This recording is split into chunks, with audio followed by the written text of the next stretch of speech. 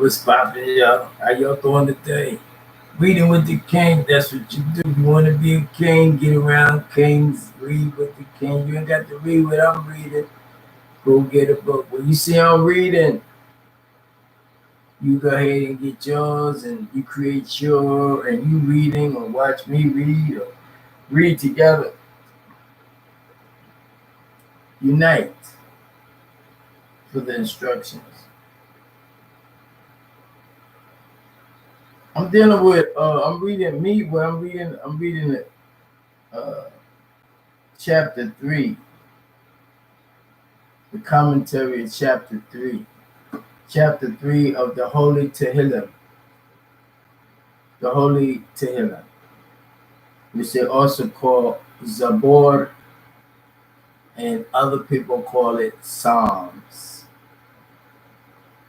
Okay. I am a moor, I am a king, I am more than a moor, a moore. I am in the bloodline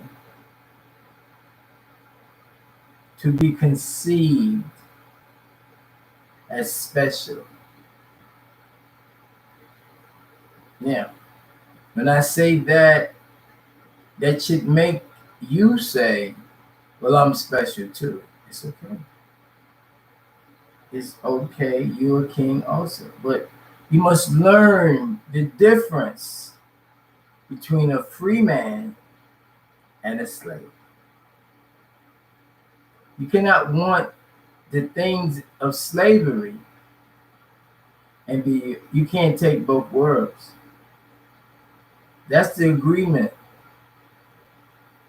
The agreement was those who did not do right, be right, live right, respond right, would fall into the trap. And the trap was those that was the people who do not live like that. They don't live righteously. We live righteously. They're the other side. So you can't live both. You can get out and learn. You can strive and do things and take your time to release the bad habits. It's all about attitude, character, morals.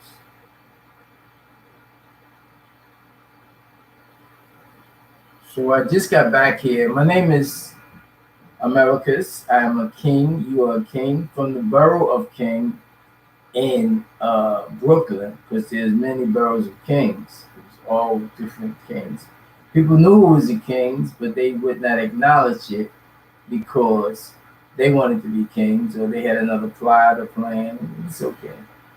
But see, there's certain kings, right, that was chosen. There's a difference between having a king and a prophet. See, the prophet. But I'm a P.I.M.P.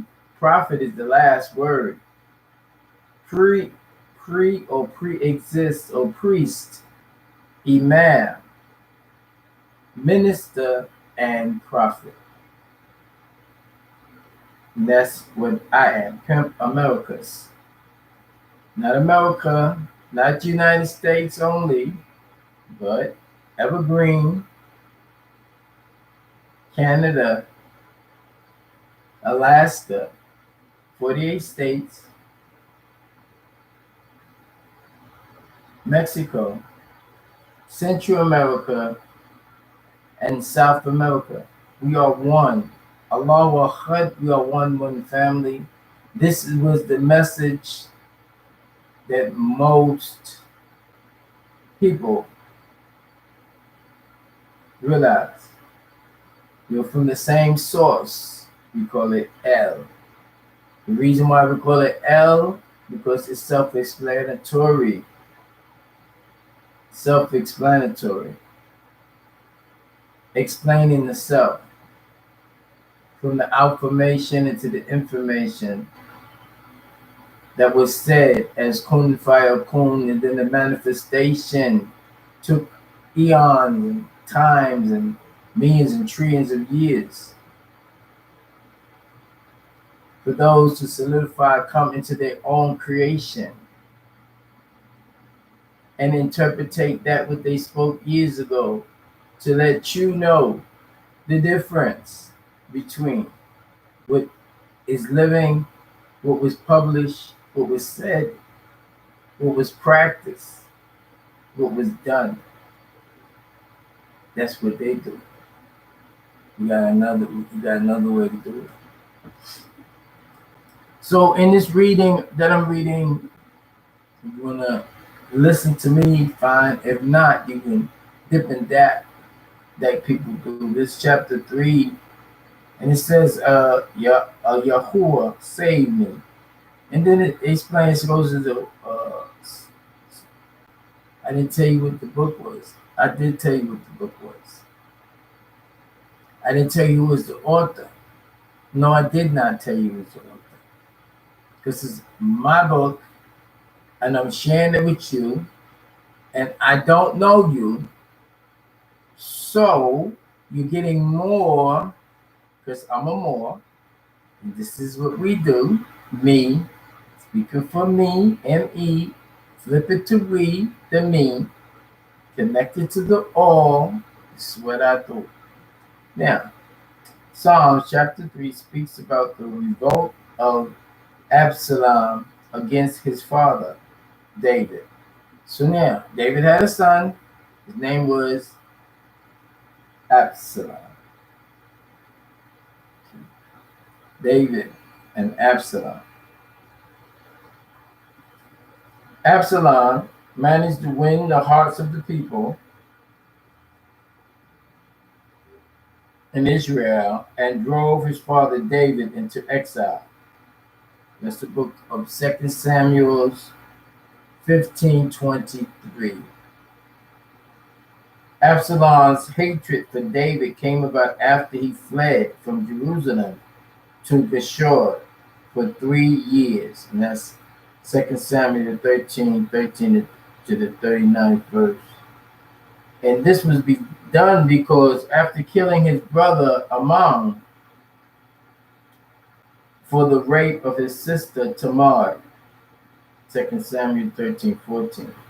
The story goes on as thus: Absalom had a sister named Tamar, who Amon, his half-brother, son of Ahinoam, loved. Now Amon had a friend named Jonadab, who helped him plot to lay with Tamar. 2 Samuel 13, chapter 5th verse.